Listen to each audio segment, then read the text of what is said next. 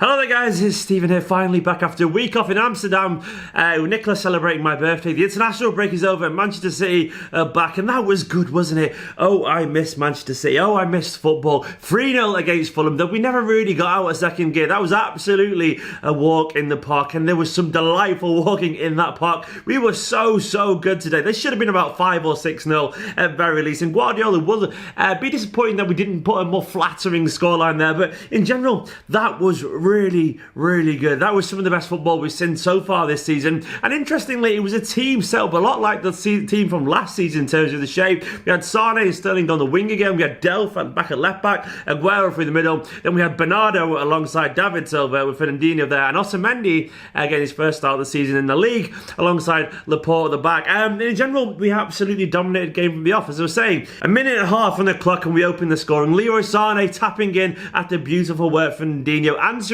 his critics. He's had a lot of critics recently, but we all know how good he is, and I think Guardiola's handled the Sane situation absolutely perfectly. But we didn't really let up at all at any point, and some of the football we played, especially in the first half, was absolutely sumptuous. I've got to shout out to Bernardo Silva. He was so good. That was a masterclass of creative midfield play. He was just brilliant. Life without David Silva in a couple of years' time seems so much more less of a worry, put it that way, with Bernardo there. Some of his close control is just mesmeric. We've been lucky as City fans to witness some absolute magicians on the ball. You think of David Silva, Yaya, Nasri at his peak. And Bernardo, for me, might even have a better touch than any of them. He's that good on the ball. He's just so good at pulling the ball down from any angle, from any height. And the best thing about it, he has an end product. Yes, he did miss a sitter towards the end of the game, but he rightfully got man of the match. He was fantastic, alongside David Silva, who once again was excellent. It was great, though, to see Sane back terrorising defence on the left, Raheem on the right. It was just like last season all over again. Raheem got his tap in after some brilliant work from Sergio Aguero. I wanted him to score today, Aguero, because I thought his link-up play and his energy up front was really good, but he went off precautionary with Gabriel Jesus coming on after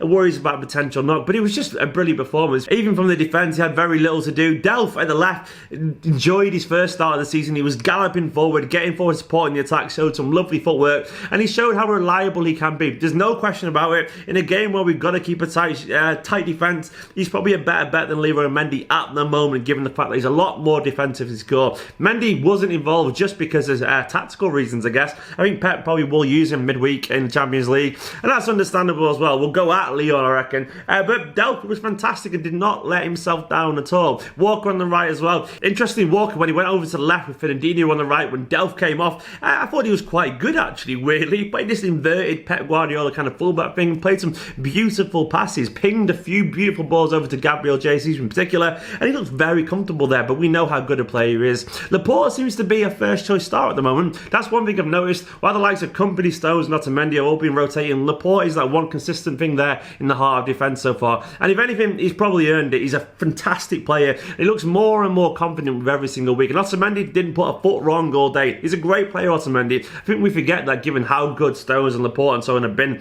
over the past few weeks. In general, Otamendi was good as far as I'm concerned. The one major disappointment for me is that we didn't see Phil Foden. Now, it would have been good. I'm not going to lie, I'm disappointed by that. I kind of understand how he brought Gundogan on, given the fact that it was a precautionary thing, and he wanted him to go to number 6 with Fernandinho right back, and Foden at number 6 maybe wouldn't have been the best bet, but he would have been okay in general. But I'm a bit disappointed that he brought Mahrez in ahead of Foden, because I thought Foden needs those minutes. I know Mahrez still needs the minutes to bed into the team, but I genuinely believe that Foden, he could have got something from this game and learned a little bit, like he did against Huddersfield. We saw how good he was in the Community Shield as well. For me, I worry a little bit there. Pep can talk the talk on that front, definitely, but at some point he has to get the minutes. Now, there's plenty of games left in the season. Fingers crossed he will get those game times, but you can understand the cynicism from a lot of fans of other clubs who say Pep won't give him the minutes. I can understand that argument. Hopefully he'll prove us wrong there. But it was a great game with Chelsea winning, Liverpool winning early on the day. We have to keep pace with the rivals already. I don't